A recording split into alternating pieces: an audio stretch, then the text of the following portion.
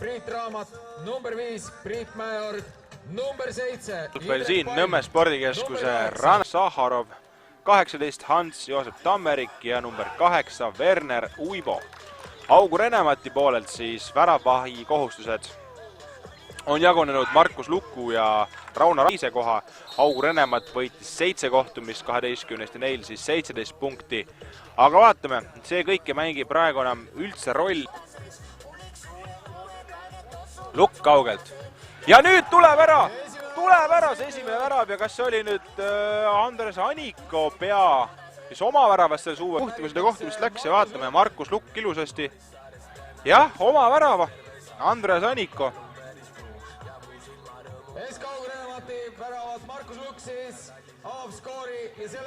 Ilmselt jah, võiks selle panna ka Markus. Lukk ette, Mütt saab peaga jätkata, Teever meetri pealt ja olemas, Ingemar Teever lööb teise ja niimoodi Augur Enemat siis 2-0 juhtima läheb. Esimene periood algas väga-väga vaikselt, aga nüüd saadi punn eest ja Augur siin lühikese vahega minutiga 2 tükki lõid ja no väga lihtne ja ilus kombinatsioon, et Lukult ette Martin Müti peale, kes siis peaga lihtsalt keskele selle palli suunas, näeme taas ühe puutega ja teise puutega olemas ja ei olnud Vaiko Tammeväli. Lukk ette Teeveri peale, aga lendab Tammeväli rusikategi seda tõrjuma, aga mida teeb Ingemar Teever? Klass on igavene, vorm ajutine, on vist see lause, aga Ingemar Teever siit sellise iluvärava teele paneb ja no Vaiko Tammeväli tegi selle tõrje, näeme rusikatega lööb ära ja Teever kohe pöörde pealt ümber puuse. Ainult võtab ohetama see tabamus. Täiesti suurepärane soov.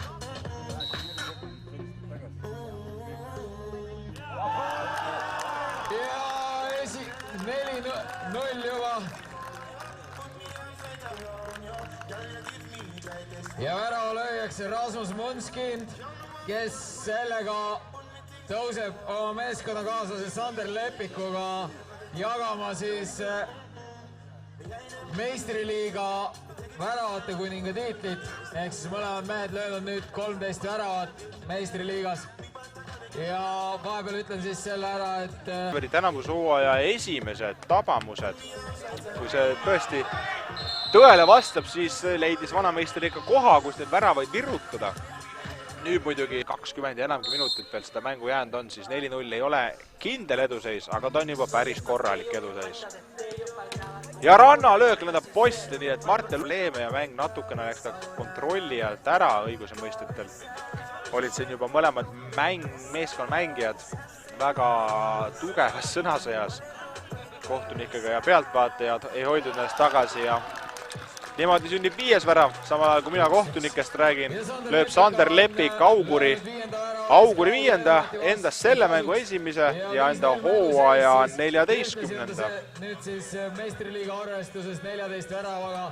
Nii et 14 väravat Sander Lepik taas esikoha meistriliiga skoorikunnide edetabelis sisse võtab. Korraks jõudis Rasmus Munskind temaga samale pulgale, kellel siis 13 koos ja vaatame. Kui niimoodi see mätt enda selja tagant välja mida võtma on ju see Sander Lepiku esimese sekundi, see ei olnud esimene, vabandust jah, Rasmus Munskindi esimese sekundi iluvärav ja siis pärast Sander Lepik lisas veel teise veel, nii et 2 tükki. Seda ärevust, elevust, pinget, elektrit ei ole õhus, aga vaatame, kas nüüd Edovald suudab selle tekitada. No, ühe lööd tagasi Rannar Edovald. Nii et mänguseis 1-5 Nõmme poolt vaadatena, aga jah, kui siin circa 15 minutit veel jäänud mäng välja päris ei joosta ja iga hinna eest, iga palli peale ei lennata ja kui lähedal oli Vaiko Tammeväli siit.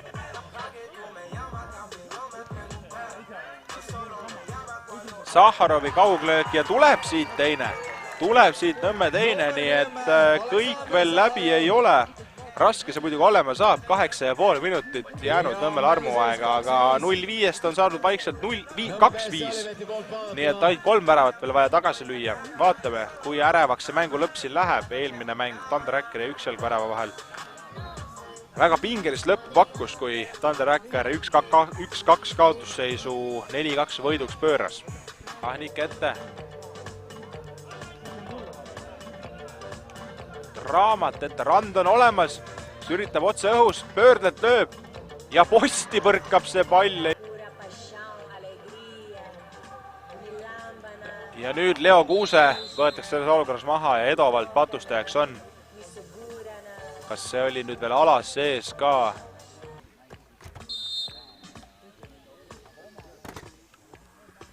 Kuuse ja on olemas 6. On olemas 6, virutas vihaga selle palli Vaiko Tammeväli ja värava suunas Kuuse selle teele ja võrgust välja. Tammeväli selle noppima peab, nii et 6-2.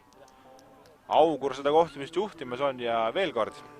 Põhiturniiri kõik mängud läksid Nõmmele, aga praeguses faasis ei mängi see rolli.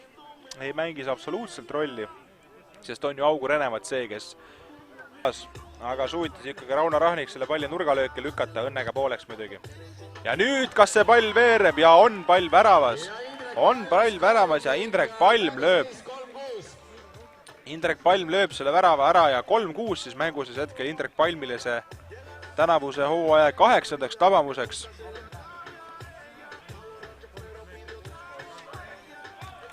Nii et 4 minutit jäänud, 3 väravat, keeruline saab olema, aga eks selle eesmärgiga Nõmmekad ikkagi nüüd seda mängu lõppu selle pallini.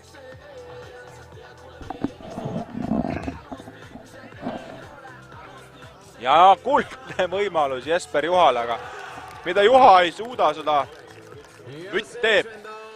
Täna on meil selline vanasõna ja Martin Mütt lööb siis 7-3 mänguseisuks ja minutikese siis veel jäänud, aga näeme taas, kuidas väga hästi mängita Juha löögile, aga reboundil on ise jaol. Ja lööb Martin Mütt niimoodi oma hooaja 2. värava.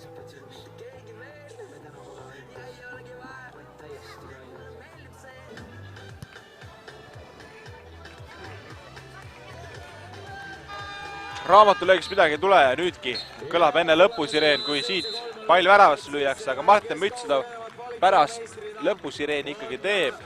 Meistri välja selgitavad. Praegu tuleb sisse siis väikene paus. On kohapeal oleva publikule väiksed auhinnamängud ning karikavõistluste loos, mis siis järgmise nädalavahetusel aset leiab.